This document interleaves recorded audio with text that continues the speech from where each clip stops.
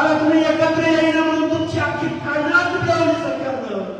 एक आमदार बोलायला तयार नाही, एक खासदार बोलायला तयार नाही. सुप्रियाताई, तुम्ही बारामतीचं नेतृत्व करता, शरदचंद्राची लेख आहे तुम्ही संसदेमध्ये एवढं भारी बोलता इंग्लिशमध्ये.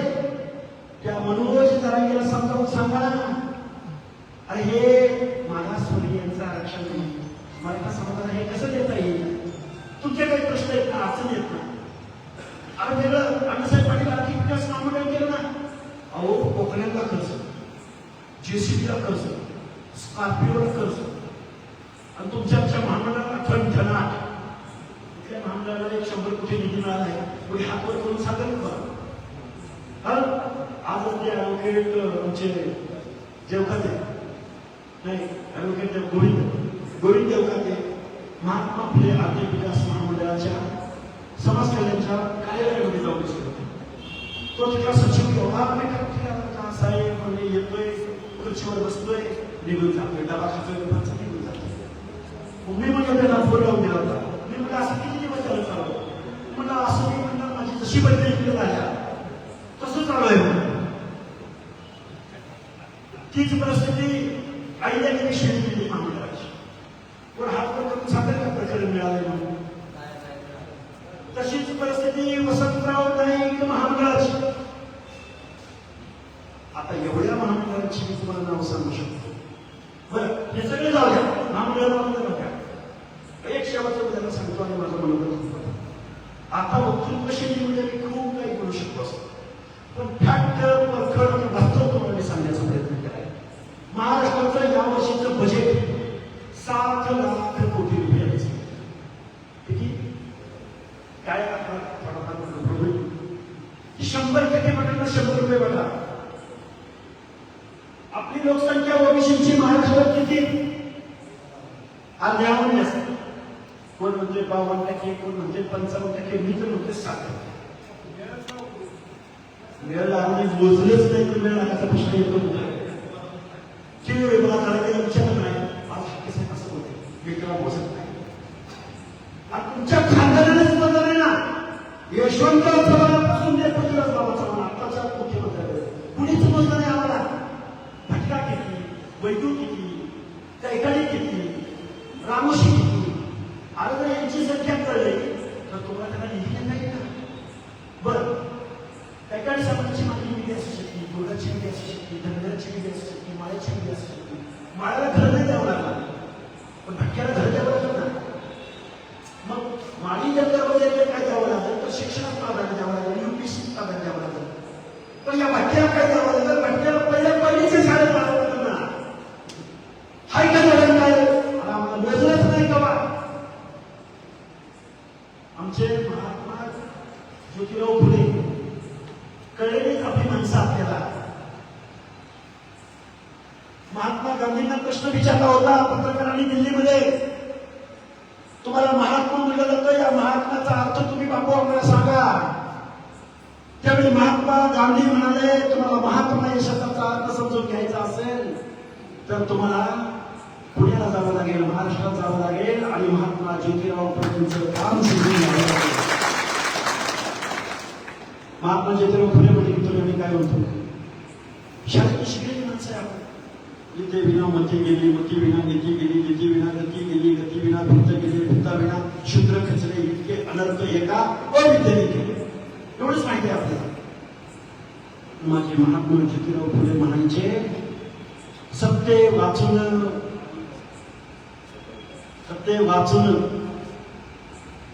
वाचून सकळ कळा झाल्या अवकळा. शूद्रांचं काय झालं, ओबीसीचं काय झालं? सत्य वाचून सकळ कळा झाल्या अवकळा. ज्योती म्हणे, राजसत्ता अंतिम आहे. नाही समजून घेतलं आपण महात्मा ज्योतिराव फुलेंना, नाही समजून घेतलं बाबासाहेबांना. बाबासाहेब काय म्हणले तुम्हाला? तुम्हाला तर शासन गती जमात व्हायचंय, तुम्हाला राज्य गती जमात व्हायचंय, असंच बोलले का? आता राजा राणीच्या पोटी जन्माला येणार नाही, तर राजाचा मतपेटीत जन्माला येणार. तुमच्या मताला एक मत, एक व्यक्ती, एक मूल्य. काल कोणा जरांगे म्हणला तुमचे 25 आमदार पाडतो, म्हणजे ह्याच्या मताला 4 मताची किंमत. आणि आमच्या मताला एकच मत आपली सोय आहे ना. आणि आपण ओबीसी यम झालो हे दिसतील का पवार पाटील देशमुख आता मला बोलावं लागेल कारण ही माणसं आपल्या बाजूने बोलत नाहीत ना मंत्री घ्यायला येणार नाही ओबीसीचे प्रमुख बघा बरं जरा हे सांभाळावं त्याची ती लय वळवळ करतोय. शरदचंद्रजी पवार साहेब तुम्ही हे पवार साहेब म्हणजे एकटे पवार साहेब नाही इथे सगळे शासन तुम्हाला अजून एक उदाहरण सांगतो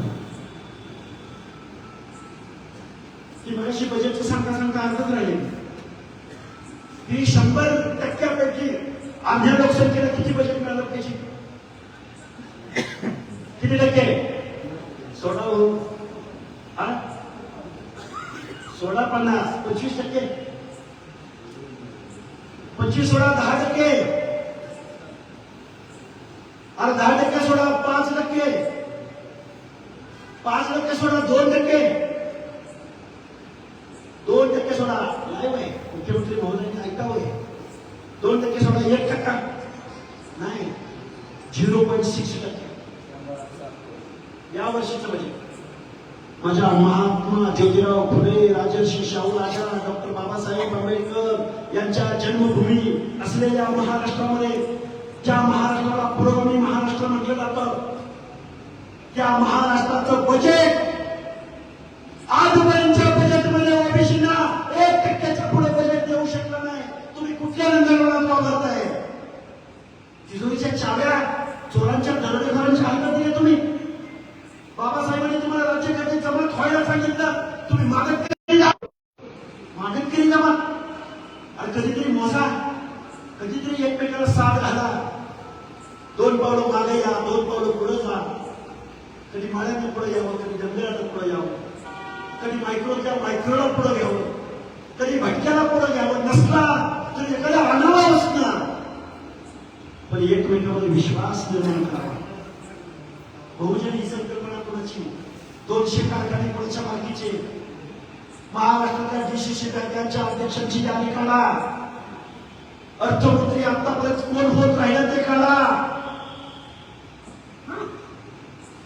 धनगर समाजाचं सांगतो 2 नंबर सांगितलं आता समजलं पाहिजे म्हणून सांगतो त्यांना ज्या वेळी मंत्रीपद द्यायची वेळ आली बरं कसं आहे पवार साहेब पशुसंवर्धन दुग्ध विकास मंत्री हे दर्जाचं परमनंट शिवाजीराव बापू शेंडगे दुग्ध विकास पशुसंवर्धन मंत्री आनंदरावजी देवकाते दुग्ध विकास पशुसंवर्धन मंत्री महादेवरावजी जानकर दुग्ध विकास पशुसंवर्धन मंत्री दत्ता मामा भरणे थोड्या कालावधीसाठी होईना पशुसंवर्धन दुग्ध विकास मंत्री.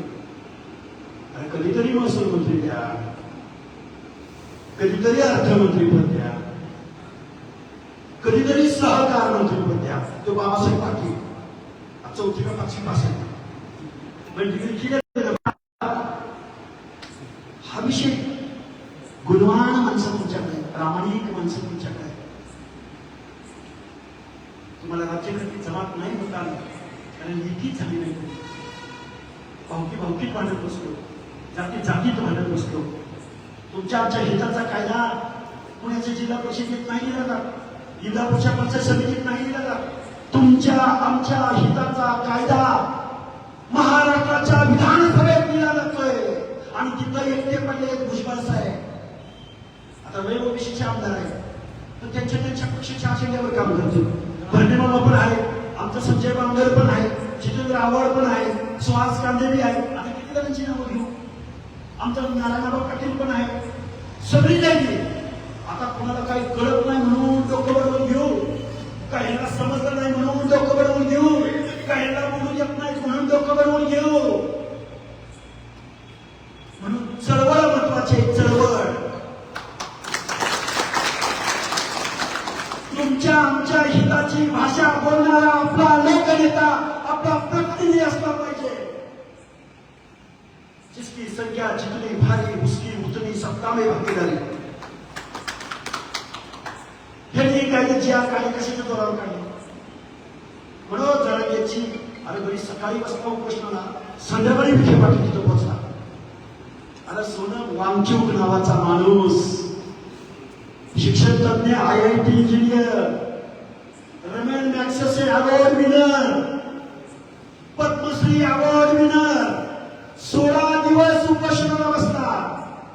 नाही गेलं कोण त्यांच्याकडे. अरे विद्यार्थ्यांनी आंदोलन उभं केलं दिल्ली जंतर मंतर, विद्यार्थ्यांनी लाट्या काट्या झेलल्या, विद्यार्थ्यांनी पत्रकार झाले, विद्यार्थी नाही कुठला पुढारी गेला. 16व्या 17व्या दिवशी हळूच राहुल गांधी गेले, हळूच अखिलेश यादव गेले. आज रोजी ओबीसीची ही तीच परिस्थिती आहे. मनोज जरांगे नावाच्या लुप्त भरलेल्या मांजराच्या गळ्यात घंटा बांधायला एक सुद्धा माणूस पुढे येईना. संविधानाला खऱ्याला खरं म्हणायला एकही मंत्री बोलणार, मुख्यमंत्री बोलणार, उपमुख्यमंत्री बोलणार. पडतोय का? पडलं नाही का? पडणार पण पूजेला पारावं. अरे हिस्ट्री मेकरचा इतिहास केला जातो. गुलामगिरी करणाऱ्याचा, कुणाच्या तरी पक्षाच्या अजेंड्यावर लाल खोटे करणाऱ्याचा इतिहास नाही लिहिला जातो. इतिहास लिहिला जातो सर्वसामान्य माणसाच्या हिताचा कायदा लिहिणाऱ्या, त्याच्या हक्काचं संरक्षण करणाऱ्या, बंडखोर वृत्तीनं खऱ्याला खरं म्हणणाऱ्याचा इतिहास लिहिला जातो. बाबासाहेबांना नाही निवडून दिलं, पण दिला ना सगळ्यांना न्याय. एक माणूस उठतोय, शिव्या घालतोय, आपलं आरक्षण घेतोय आणि सगळं मंत्रिमंडळ, सगळे आमदार, सगळे खासदार, या सगळ्या आमदारांना सांगा, त्या सुप्रिया सुळेंना सांगा, अरे तुमच्या खासदारकीचा मार्ग आमच्या वाड्या, वस्त्या, तांब्यावरनं जातो. काही बोलणं आमच्याबद्दल त्या लोकसभेमध्ये नाही बोलणार, पवारसाहेब नाही बोलणार. आपली माणसं काय झालं या लोकांना मला कळत नाही. म्हणून बाबांनो खूप काही बोलता येण्यासारखं आहे. तुम्ही दौंड पाटसला, आता एकच मिनिटामध्ये माझं भाषण संपलं. दौंड पाटसला हजारोच्या संख्येनं आपल्या गाड्या घेऊन किती यायचंय. आपल्या लढाईची आत्ता सुरुवात झाली, अजून त्याचे पण पर्याय ते काय येऊ शकतो, पण ते सांगत बसत नाही तुम्हाला. त्याची अजून वेगळीच बातमी व्हायची. आमचं 27% आरक्षण आमच्या कोणत्याला, तालुक्याला, राष्ट्राला असंच राहू द्या. तुम्ही एससी मध्ये घ्या, का घेत नाही? संविधानानं सांगितलंय, कायद्याला सांगितलंय. तुम्ही ईडब्ल्यूएस घ्या, ते का घेत नाही? तुम्हाला आमचं का पाहिजे? पण आमचं पाहिजे असेल आमच्या जात कुठं कुठं बोगस कागदपत्र भेटले. तुम्ही काय केलं? तुम्ही नाविकाचं काम केलं, तर तुम्ही गरिबी आले म्हणून नदीवाल्याचा एक गाबू घेतलाय आणि निघालाय गाबू. आणि आमच्या पिढीने किती केलंय? तुम्ही केलं का? कसं तुम्हाला ओबीसीचा दाखला मिळू शकतो? कुठल्या धोरणाला मिळू शकतो? मंडळ आयोगाला तुमचं काम. आणि 2026 साली कुठे उगवला आणि कुठं उगवला? देशाला स्वातंत्र्य मिळून 80 वर्ष नाही. तेवढ्या कालावधीमध्ये बेबस, गिरेवळे, शोषित, वंचित, पीडित लोक, त्यांना न्याय मिळाला. बाबासाहेब मोठे, त्या हैदराबाद गॅजेट मध्ये नोंद मोठी, संविधानात मोठं का हैदराबाद गॅजेट मध्ये नोंद मोठी, सुप्रीम कोर्ट मोठं का हैदराबाद गॅजेट मोठं. सुप्रीम कोर्टाचा जजमेंट बाजूला ठेवलंय आणि हैदराबाद गॅजेट. पण काय चाललंय? हे कायद्याचं राज्य आहे. मुख्यमंत्री महोदय, तुम्ही 13-14 करोड महाराष्ट्रीय लोकांच्या दायित्वाची, हक्क अधिकार करण्याची शपथ घेतली. एखाद्या जातीबद्दल, एखाद्या समूहाबद्दल अपपर भाव वाढायला लागले. आता त्यांनी शपथ काय घ्यायची? आता त्यांनी शपथ काय घेतली पाहिजे? की मी माझ्या पदाचा उपयोग बेकायदा जी आर काढून, बेकायदा वागून, कुणाच्या तरी शिवाय भाषेला बळी पडून काय बोलावं, किती बोलावं? महाराष्ट्रातल्या तमाम सगळ्या लोकांना माझी नम्रतेची विनंती आहे. तुम्ही जेवढ्या, आता बघा हे निमगाव आहे, निमगाव जयंती आहे. अख्खा महाराष्ट्र तुमच्या ओबीसीच्या आंदोलनाकडे बघणार आहे. इलापूर, दौंड, बारामती, पुरंदर, इकडून पार दक्षिण सोलापूर पासून, मोहोळपासून अगदी माळा, करमाळा, रेहमान, खटाव, वर्षा, सांगोला, इकडे आमचं पाडव करणारा वाई, त्या सगळ्या लोकांची जबाबदारी आहे. इथं जर ओबीसीचं आंदोलन उभं राहिलं तरच हे आंदोलन वेगळं भल्या माणसाचं केलं जाणार आहे. तुमचा उठाव जर मराठवाड्यात